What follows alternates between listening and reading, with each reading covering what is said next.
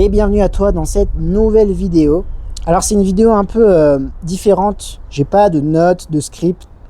Je voulais juste te parler d'une idée qui m'est venue en tête, puisque j'étais en train de rédiger un article pour mon site vivreaumexique.com.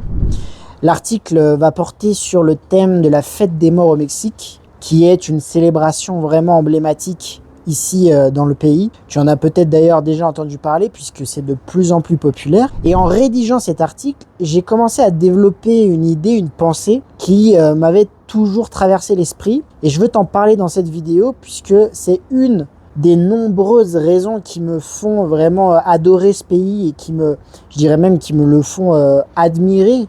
Tu vas voir, c'est assez subtil, mais en même temps, c'est vraiment d'actualité. C'est tout simplement cette capacité qu'a le Mexique à être à la fois très traditionnel, authentique, avec des traditions très fortes, et en même temps, ils ont une attractivité internationale.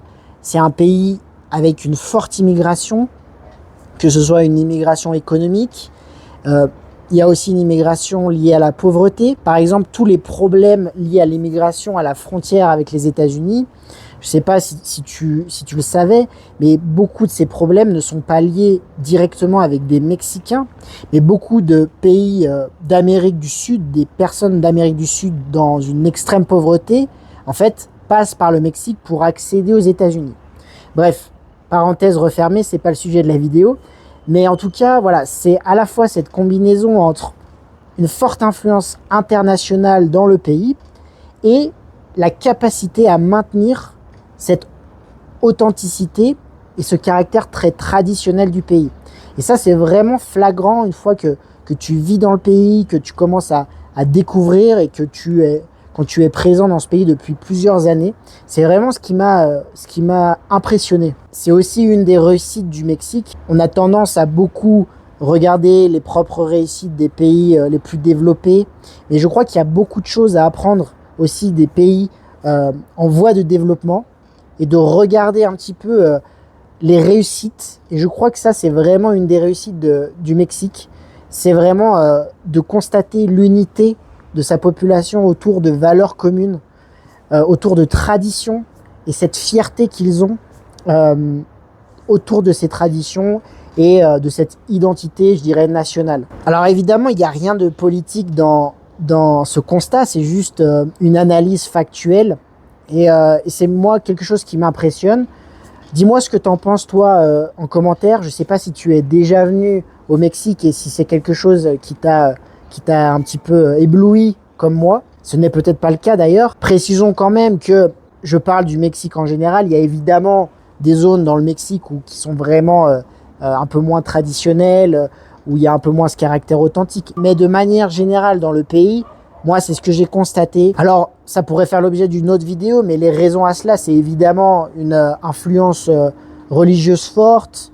C'est des traditions très vieilles, très anciennes, qui sont toujours maintenues. Et pour faire la comparaison avec le sujet de l'article dont je te parlais, dans le cas de la fête des morts, en fait, ce qui est assez impressionnant, c'est de voir comment cette fête, qui est vraiment millénaire, puisqu'elle remonte aux civilisations indigènes, et ensuite elle a été un petit peu adaptée au moment de la colonisation espagnole. Et tout ça pour dire qu'ils ont quand même su garder le caractère vraiment authentique de cette fête, tout en la popularisant beaucoup. Alors c'est peut-être moins le cas en Europe, mais en tout cas aux États-Unis, au Canada, c'est quelque chose de très très connu.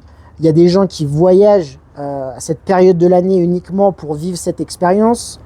Voilà, le caractère assez traditionnel, c'est évidemment tous les rituels qu'ils ont au moment de cette fête. Et puis le caractère moderne, c'est que ça s'est transformé un petit peu en un truc un peu instagrammable. Je ne sais pas si tu es déjà tombé sur ces publications, mais beaucoup autour du maquillage. Les gens aiment beaucoup se maquiller pour représenter une Una Catrina. La conclusion de ça, c'est qu'on peut retenir et on peut apprendre beaucoup de choses du Mexique.